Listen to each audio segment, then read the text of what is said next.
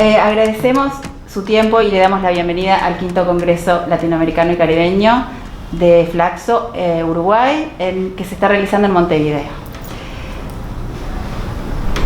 Usted describe el sistema político, económico y cultural a nivel global como capitalismo Gore. ¿Cuáles son sus implicancias para el orden de género? Bueno, pues muchas gracias primero por la invitación, un placer estar aquí con ustedes y también colaborando y participando y escuchando, aprendiendo de los otros compañeros en esta oportunidad, que hay muchísima gente. Capitalismo Gore es un concepto que tomo el concepto de Gore o Gore del cine el cine de serie B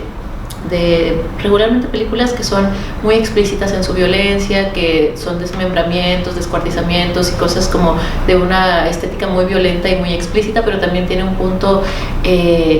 como de hecho con bajo presupuesto. En principio lo que yo trataba de apuntalar con el capitalismo Gore no era una crítica política y económica a la economía global en general, sino más bien a lo que pasaba en la frontera del norte de México hace por lo menos 15 años, que sigue sucediendo y que ahora se ha incrementado y pasa como una política o una necropolítica a nivel continente, ¿no? Y de manera muy insidiosa en América Latina y en las fronteras de nuestros países.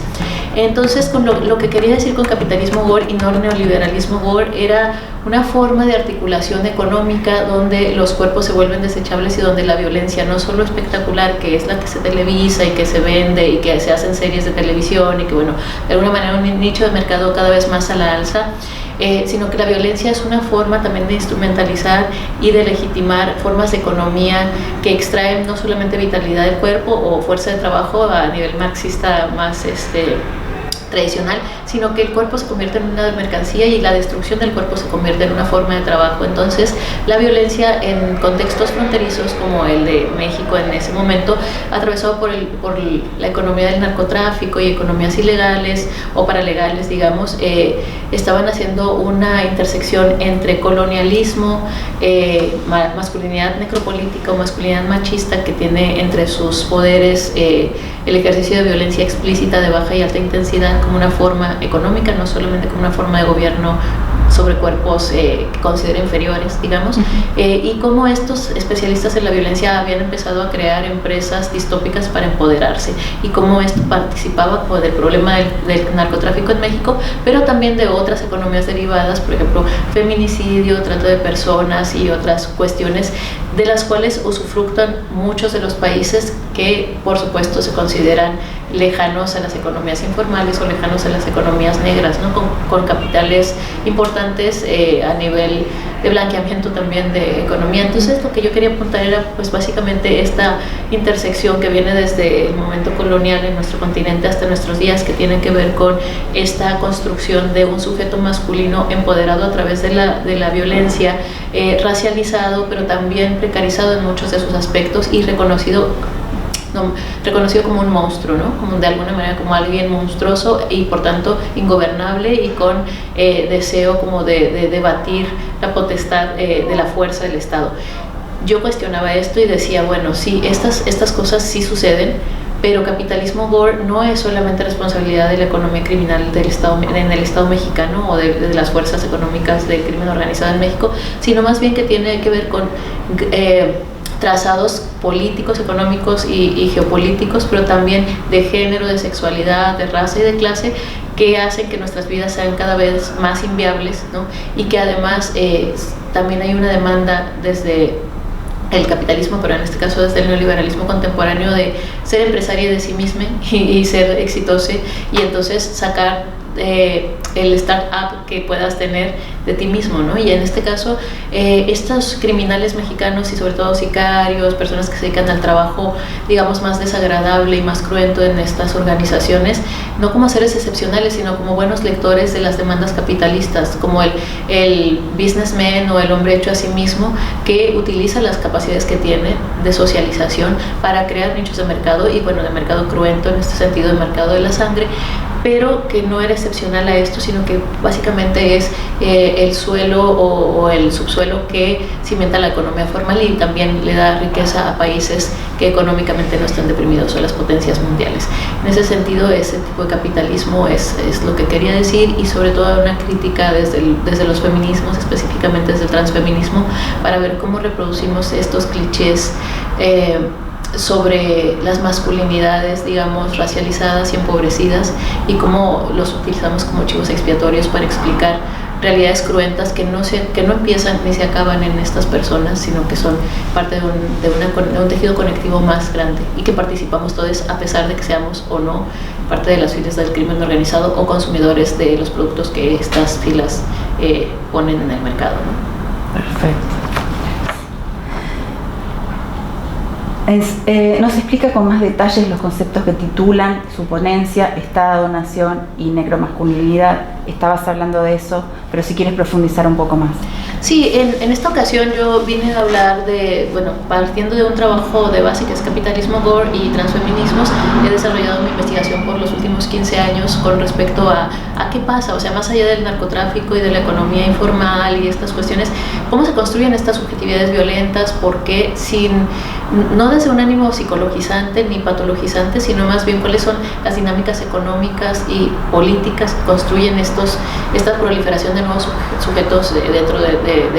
y subjetividades dentro del capitalismo contemporáneo. Entonces me fui a ver que evidentemente no todas las personas masculinas o personas que se identifican con la masculinidad son personas violentas. Evidentemente eso sería una falta de enfoque o una simplificación, ¿no? La masculinidad y la violencia no tendrían por qué ser equiparables, pero sí existe una cuestión de una prerrogativa que es otorgada a las personas masculinas con respecto al ejercicio de la violencia de baja y alta intensidad. Entonces yo decía, ¿cómo se llama esto? Y después de pensar varias cosas y de hacer como un cruce con los conceptos de necroempoderamiento y necropolítica, que el concepto de necropolítica, como sabemos, es un concepto acuñado por Aquiles Bembe, que es un filósofo camerunés y que se utiliza mucho para hablar de ese tipo de política que utiliza la masacre y la muerte como una forma de gobierno sobre poblaciones vulnerables, y que ha sido la manera de gobernar a las poblaciones en diferentes continentes como África y Latinoamérica, porque tienen historias coloniales y donde justamente no se gobierna a través de la institución siempre, sino también se puede gobernar de manera paralela y a veces combinada a través justamente del exterminio de poblaciones que son indóciles o que son ingobernables o que son peligrosas. Básicamente en el sur del continente las dictaduras o el crimen organizado como un aparato de gobierno diferido en el Estado mexicano, ¿no? En este sentido yo pensaba, bueno, no son todos los varones, pero sí existe el feminicidio, sí existen los crímenes de odio, cada vez más desaparición de migrantes que están en tránsito por México. O sea, la economía de la violencia o el capitalismo gore se ha acrecentado, ya no solamente es parte de esta economía cruenta del narcotráfico, sino que ha diversificado, digamos, sus nichos de mercado. Y entonces yo decía, claro, si la masculinidad se considera como una coreografía de género, no como una biologización del cuerpo, sino como un papel a desempeñar, y la masculinidad se dice que tiene que ser proveedora, valiente, desafiante, guerrera, y se le instruye en las técnicas de ejercicio de la violencia de baja y alta intensidad. Como digo, no toda la gente tiene el derecho, pero no tiene la obligación de ejercer esas técnicas. Y el derecho aquí lo pongo de manera directa, o sea, sé qué estoy diciendo con respecto al derecho, no es una mención baladí de esto. Entonces, ¿por qué o cómo diferenciamos este tipo de masculinidad? En capitalismo gore yo le llamo subjetividad endriaga o sujeto endriago a aquella persona que se necroempodera y que utiliza la violencia y el exterminio y la tortura como una forma de trabajo, ¿no? Como el sicariato y otras cuestiones. Pero me di cuenta de que había líderes políticos, personas que no se dedican al trabajo del crimen organizado, que también ejercen violencia de alta y baja intensidad, y sobre todo de alta intensidad, y a este tipo de masculinidades, desde el sicario hasta el feminicida de alto rango, porque no va a tener un juicio, les denomino necromasculinidades. La necromasculinidad se define por su capacidad de ejercicio de violencia de alta intensidad, o sea, de asesinato directo y deliberado, que puede estar vinculado con el genocidio y el femigenocidio, que así le denomina Rita Segato. A esta parece que es una una pandemia básicamente, ¿no? Esta violencia endémica contra las personas feminizadas, contra las mujeres, contra las personas trans, sobre todo transfeminicidio y feminicidio, que están en alza en todo el continente, y que no solamente es el continente desde el sur, desde Tijuana hasta Tierra de Fuego, sino también en Estados Unidos y en Canadá, que está creciendo muchísimo el feminicidio, o que realmente nunca ha dejado de crecer, pero que no estábamos tan conscientes de que es un problema endémico del continente y de violencia contra las mujeres, contra las personas feminizadas. En este sentido, me fui un poco a esta cuestión de la necropolítica y después su paso hacia la biopolítica, que es un cambio de paradigma de gobierno que va del siglo XVII al XVIII y que conocemos como biopolítica, y que Michel Foucault lo denomina así, que son básicamente la administración de todas las posibilidades de la vida, ¿no? Las instituciones surgen en la biopolítica, y cómo estas poblaciones dejan de tener una perspectiva más holística del género, la sexualidad, el cuerpo, la espiritualidad, digamos, otras categorías que se utilizaban en ese momento, pero cómo esto se vuelve de alguna manera como una administración de la vida con la biopolítica y surgimiento de las instituciones modernas a partir de la Revolución Francesa, a partir de la creación de un Estado democrático, entendido, pues sí, con el modelo francés, que es el que hemos importado la mayor parte de las democracias, y que, bueno, hay variaciones sustantivas, pero muy localizadas en diferentes cosas, ¿no? En diferentes lugares, pero pensemos en que mi argumentación del día de hoy es cómo el Estado, y en este caso es el Estado mexicano, que tendría que garantizar la seguridad de las personas que están a su cargo, en este caso de las mujeres y de las personas feminizadas, no solamente no detiene el feminicidio, sino que incluso se habla de colusión y de alimentarse también como de esa vulnerabilidad de ciertos sectores por verlas amenazadas, ¿no? Entonces lo que voy a hacer en esta charla es un poco un trazado amplio sobre cómo pensamos la idea de Estado, ¿no? Estado moderno, el Estado del siglo XVIII francés hacia acá, cómo eso crea una figura de ciudadano, que es una figura de ciudadano masculino básicamente en el Estado francés, que como sabemos Olympe de Gouges y otras feministas de la época de la Revolución Francesa, bueno, Olympe de Gouges fue víctima de feminicidio, la decapitaron por estar haciendo críticas sustantivas a no inclusión de las mujeres en el Estado democrático francés, digamos, ¿no? En la democracia francesa. Pero cómo esto no es excepcional, o sea, cómo parte de la necropolítica está inmersa en la propia construcción del Estado y del ciudadano, y la idea del ciudadano en masculino como también como aquel mini soberano que tiene capacidad de vida y muerte sobre poblaciones que tiene a su cargo. De hecho, pater familias, como el padre de la familia, que es una figura que conocemos tanto en derecho como en cuanto a instituciones y reconocimiento legal, digamos, es alguien que tiene la capacidad de vida y muerte sobre las personas que gobierna, básicamente, que administra. Es algo que es terrible de escuchar, pero es algo que está ahí, y que si nos vamos a la base es eso, ¿no? Entonces, de alguna manera, como esta construcción del ciudadano moderno, que es muy propio de la era industrial, ¿no? Que está sentando las bases de la era industrial y de la idea de democracia contemporánea,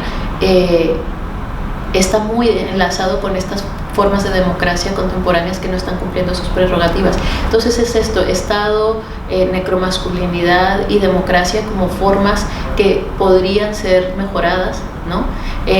Si vamos también a las bases políticas, a las raíces de la construcción de esta forma de administración del género y de la sexualidad, y también de la violencia dentro del mismo Estado. Me voy a enfocar en el caso mexicano, pero creo que hay que ir más al fondo de todo esto para entender que la democracia evidentemente per se no existe, no es una palabra, sino es una práctica política, una construcción crítica que tiene que tender hacia la paz y hasta hacia la justicia social, pero que en sus bases no está garantizado solo por el hecho de ser democrático un Estado que sea pro justicia social y que sea defensor de la vida de las personas feminizadas, ¿no? Entonces eso es lo que voy a analizar un poco, y con la categoría de necromasculinidad para poner la responsabilidad sobre quién tiene que estar, que son esas personas que ejercen violencia, no todos los varones, sino las personas que deciden ejercer violencia porque tienen la capacidad de hacerlo, pero también porque hay todo un aparato jurídico político que los sostiene y que además renta a favor de esa forma de control radical sobre el cuerpo de las mujeres, ¿no? Básicamente.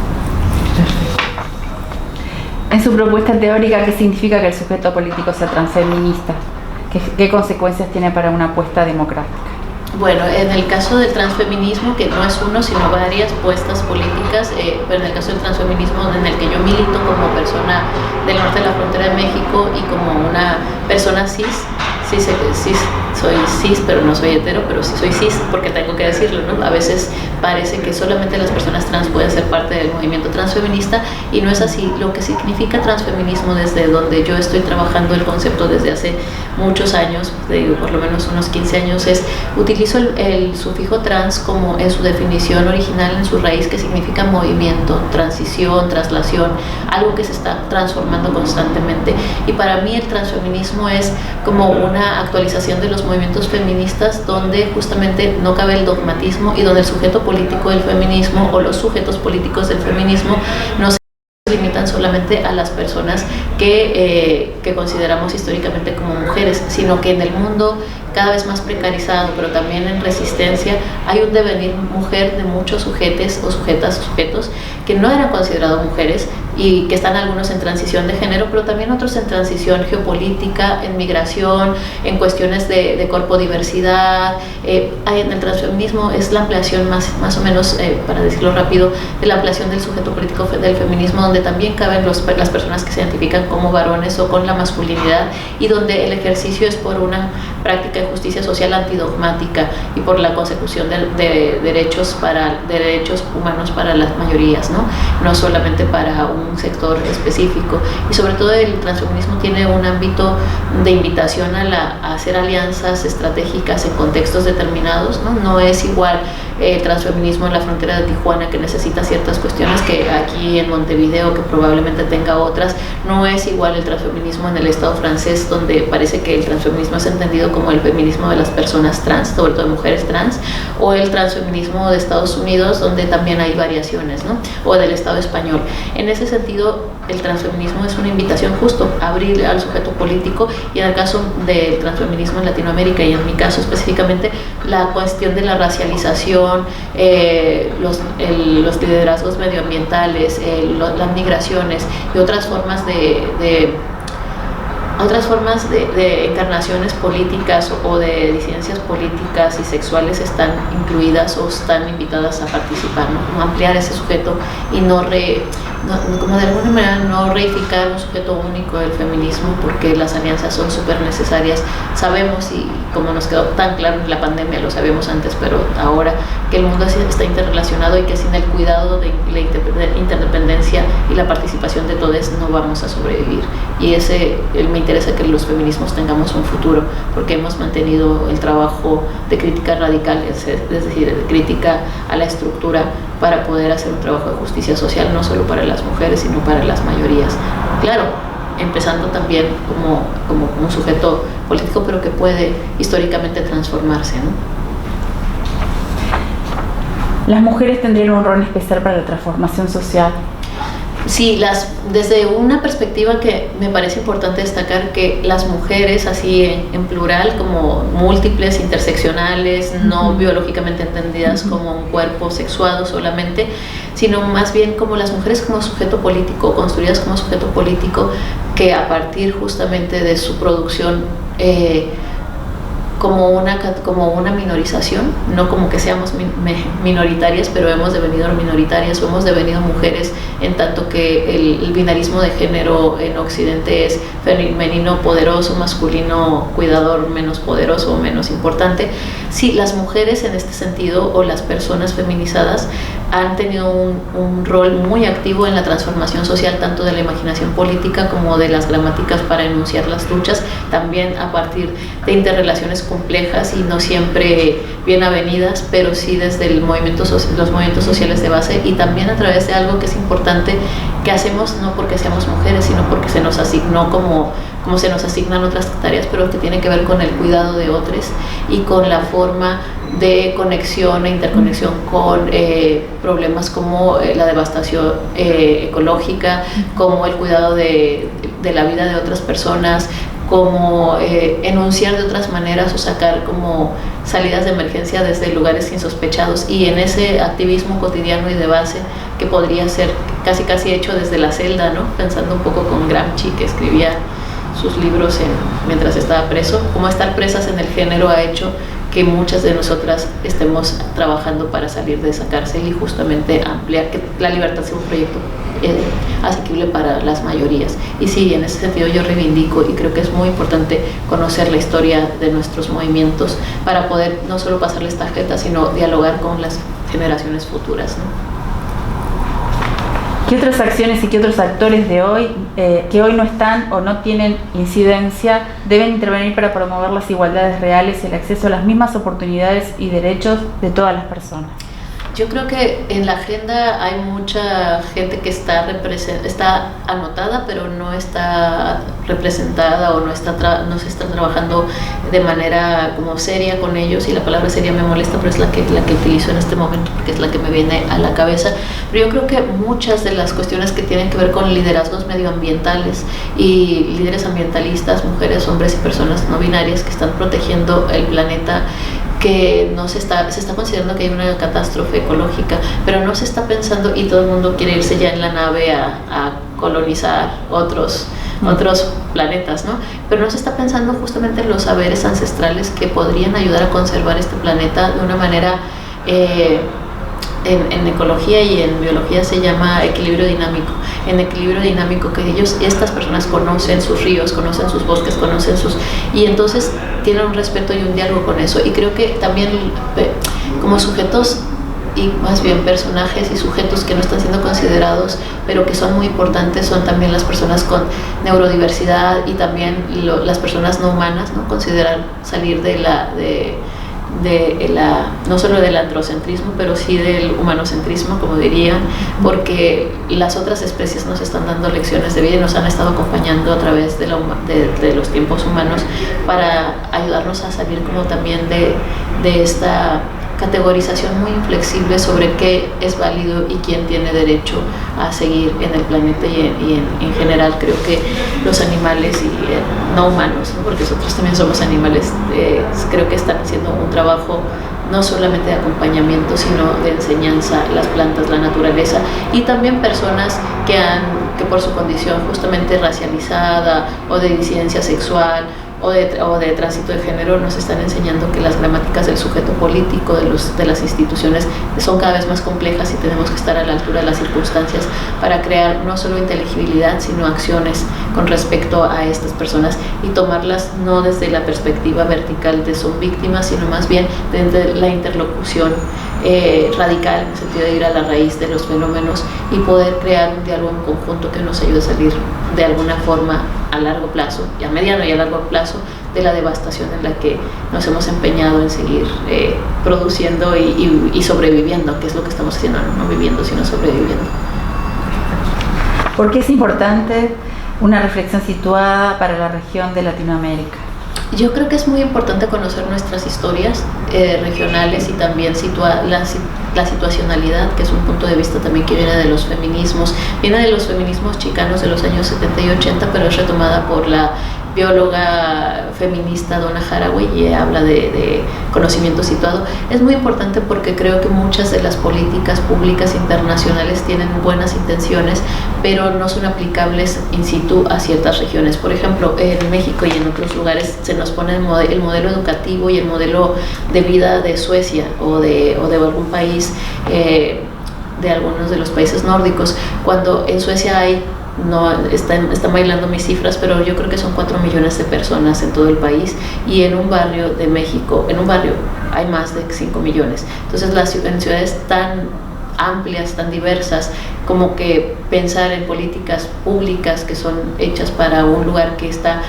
desde climáticamente en otras condiciones hasta económicamente y políticamente en otras condiciones es forzar demasiado, y creo que eso ha hecho la democracia, ha democratizado también sus leyes, pero también sus alcances, que no siempre encajan, y que creo que de hecho el movimiento es al revés, preguntar a la gente en los lugares qué necesita, qué siente, porque a lo mejor yo le quiero dar un Ferrari a una persona que vive en las montañas y dices, bueno, es que un Ferrari no es lo que necesito agua potable, necesito semillas, necesito madera, necesito que me dejen en paz. ¿no? Que no me estén persiguiendo. Ese tipo de cosas son las que puede ser que se necesiten, y por eso ir como al revés. Yo creo que tiene que ver con políticas públicas y políticas comunitarias hechas públicas después, ¿no? Desde la comunidad hacia lo público, entendido lo público como algo que lo que sí estamos participando y no algo que nos es impuesto, no en la esfera pública de la realpolitik, de las altas esferas de discusión, sino más bien desde lo más concreto, desde lo más pequeño. Esto resulta modesto, pero no porque sea modesto y no porque sea cotidiano deja de ser importante, y creo que eso es muy relevante retomar, ¿no? Que las cosas cotidianas son las que construyen la vida y su supervivencia. Buenísimo. Bueno, ahora en el contexto del Congreso, quiero traerte un poco para acá y que me cuentes un poco qué expectativas tienes de haber venido. ¿Es la primera vez que estás en Uruguay? Sí, esta es la primera vez. Y entonces, ¿qué expectativas tienes? ¿Qué sabes de estas latitudes, digamos? ¿Y qué te parece que puede aportar tu visión en el Congreso, que en el ámbito de las ciencias sociales y en el ámbito de los feminismos y de la visión que tenemos del mundo en el momento, luego de la pandemia, que salimos y que nos vuelve a reunir y a interactuar para poder compartir saberes? ¿Qué expectativas tienes de haber venido al sur, digamos, Sí, a mí me gusta mucho venir al sur. Esta es la primera vez que estoy en Uruguay, pero tenía muchas ganas de estar. Conozco la historia política reciente del continente y sobre todo la parte de las dictaduras, y eso me parece que es una cicatriz muy dolorosa para las mayorías, incluso para nosotros en México, que no tenemos memoria histórica, pero que a mí la historia política del continente y del sur del continente, con su memoria y con su ejercicio de base, me ha dado muchas fuerzas y me ha inspirado mucho para pensar investigaciones siguientes. Ahora estoy trabajando con algo que denomino política post-mortem, y que es la forma de politización de las personas que quedan después de la desaparición de personas o del asesinato de mujeres, o de qué pasa después, ¿no? No se acaba la vida para ciertas personas, sino que está el duelo, pero cómo se politiza ese duelo. Y en el continente y aquí me han dado, en el sur sobre todo, me han dado respuestas a preguntas que no podía hacerme, porque había una anomia social en México con respecto a que hemos tenido una dictadura de 80 años con un partido y con una democracia aparente, pero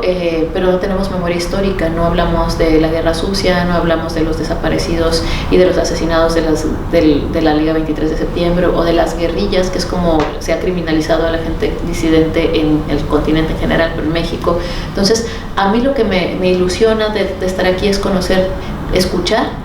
intercambiar y ver cómo esa memoria puede ayudar también a nosotros a crear una memoria que a lo mejor ahora es frágil, pero que viene de atrás y de lejos, y que nos va a ayudar a reconocer esas pautas y poder ayudar a construir una comunidad también con nuestros muertos, no desde el hecho de que estén muertos, sino desde el hecho del afecto. Las mujeres de las madres de la Plaza de Mayo, pero los silbatazos y otras estrategias comunes que se han tenido acá me inspiran, y quiero escuchar qué está pasando. También sé que son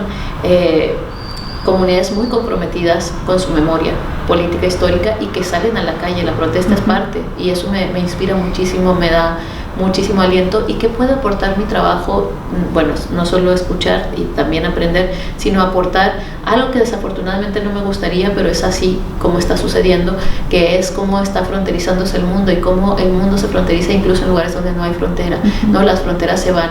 construyendo como un dispositivo de gobierno que antes pensaríamos como fronteras y ahora son fronteras de género, de clase, de raza, pero también de precarización existencial y económica muy fuertes. Lo vemos con las crisis acumulativas económicas, ¿no? El estado en el que Argentina está en este minuto. Aquí yo sé que tienen otros problemas, las vueltas de la derecha hacia el poder, el chantaje emocional que se hace porque el autoritarismo tiene seguidores porque da certezas en un mundo con muchísima incertidumbre. La tecnología, hablando de tecnologías del data y de la digitalización del mundo, cómo está creando un folclore digital que también a veces tiene una agenda muy conservadora. Entonces, eso también lo estoy trabajando, es un trabajo de muchas capas, pero lo que puedo aportar es decir cómo empezó allí el problema de exhibir la violencia en los periódicos, que no haya responsabilidad de ningún tipo, que quede impune no solo el asesinato, sino la difusión de las imágenes cruentas, que no haya ningún tipo de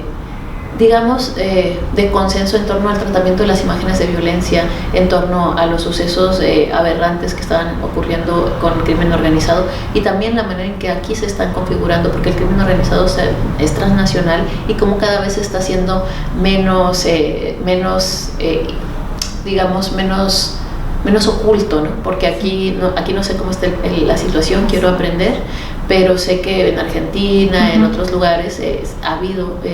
un ascenso de estas prácticas y sobre todo una exposición cada vez más deliberada, porque se crean nichos de mercado, y también ver cómo, sin ánimo de censura, pero ver cómo esto crea iconografías y productos culturales que normalizan la violencia y la vuelven fascinante. Una de las capacidades también de las tecnologías contemporáneas es no solo banalizar la violencia, que ya sabemos que Hannah Arendt hablaba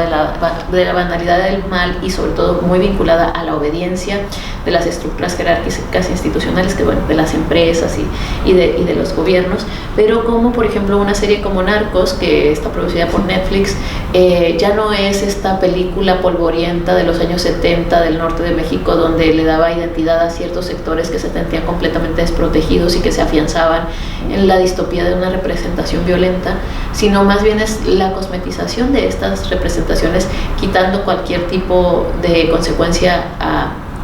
digamos, de consecuencia aberrante para quien ejerce este tipo de trabajo. Y bueno, una vez más, afianzando las agendas conservadoras de la vigilancia a través justamente de los buenos contra los malos, ¿no? Y en un esquema súper polarizante, donde la figura del criminal se vuelve casi el rock and roller o el rockstar de la época. Bueno, el reggaetonero tiene también una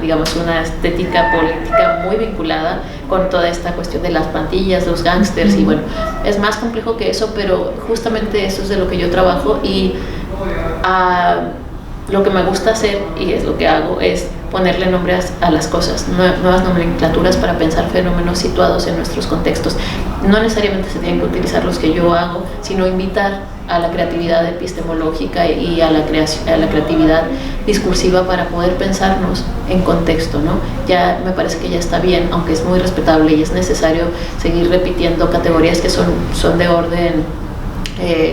explicativo para nosotros, que vienen de Europa, de Estados Unidos. También tenemos categorías aquí que pueden servir para explicar la realidad de nuestros contextos a otros contextos, y de alguna manera interrumpir ese colonialismo epistemológico que también tenemos, ¿no? Que es como, viene del norte, entonces nos tiene que explicar, cuando dices, sí, perdón, pero es que aquí se llama así, y se llama así porque hay una comunidad de sentido que no solamente denuncia, sino que sufre las consecuencias de estas situaciones en un contexto concreto y determinado. Entonces, eso es lo que creo que puedo aportar en el diálogo en este congreso.